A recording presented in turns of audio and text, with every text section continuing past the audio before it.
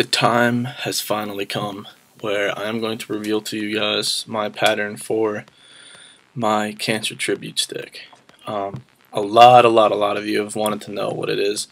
KK Strings was one of the first guys to ask me what the pattern was, and I will let you guys know. So, KK Strings does a lot of good stuff. I gotta really give a big shout out to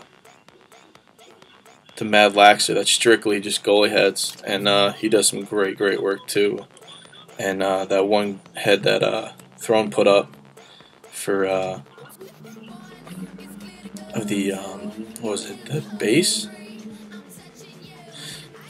I can't remember right now, but it was all blue and it was just beautiful with a 20 diamond. But yeah, I'm gonna walk through you guys what exactly I did step by step.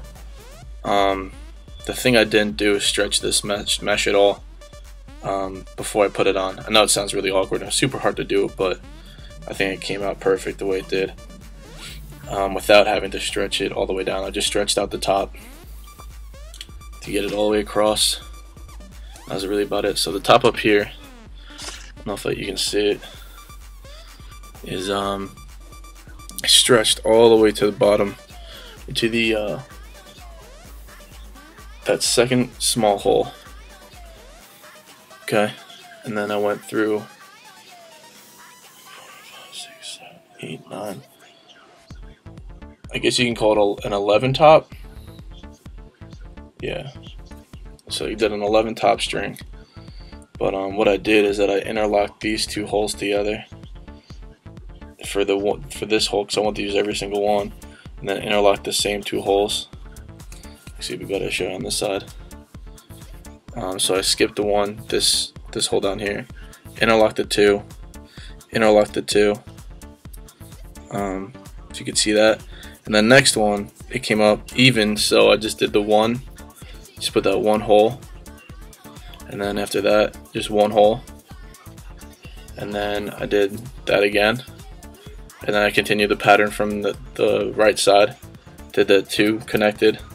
Two, and then I went through the back, if you can see it, and then I looped to lock it there, so it almost brought the mesh into an arc into the head. So that's what really started me off. And then going on the side wall, came through the side, the one hole below that first second hole. So I guess the third small hole, and then I went through the hole underneath that hole. So one under, interlock, and then I pulled down that second hole below it to this one. It just looks weird because I got my nylon in the same hole. But if I move my finger, I pulled it down, so I pulled it tight, and then I skipped two, so I went over under, and then I did just a loose. I call that a loose one because it's not holding the mesh to the head, and then did two more regular overhand interlock, two overhand interlock, one, and then one, and then one. That kind of looks like an SI, but it's not. And then two, and then one.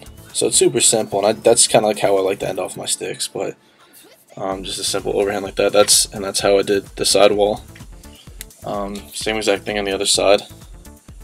It's a little bit harder to see, but so.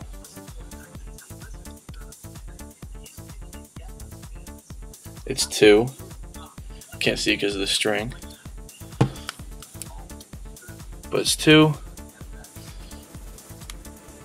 Yeah, it's two, two, two, one, two, two, one, 2, 2, 1, 2, 1. So if you want to remember it that way, that works for me.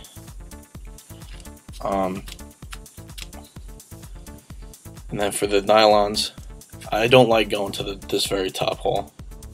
It looks weird, and I feel like the release is way too high. So I went one below it with the thick nylon, and then I skipped the row, one straight, skipped the row, one straight. Before I pounded it, I strung actually all this up first, and then before I pounded it, I put the bottom string in, tied it up to where I wanted it to, tied it really tight to the head to start stretching out the mesh. And then once it stretched out, it came out, the knot loosened up, so it came out to there, which is just one tip that I really want to stress when stringing ahead. And I hope you guys liked it, and hope to see more of them out there. And if you do use this pattern, or if you use anybody's pattern, Mad Laxers, Throwing Strings, mine, just, you know, give them some credit. You know what I mean? It's just a nice thing to do. And hope to see you guys out there.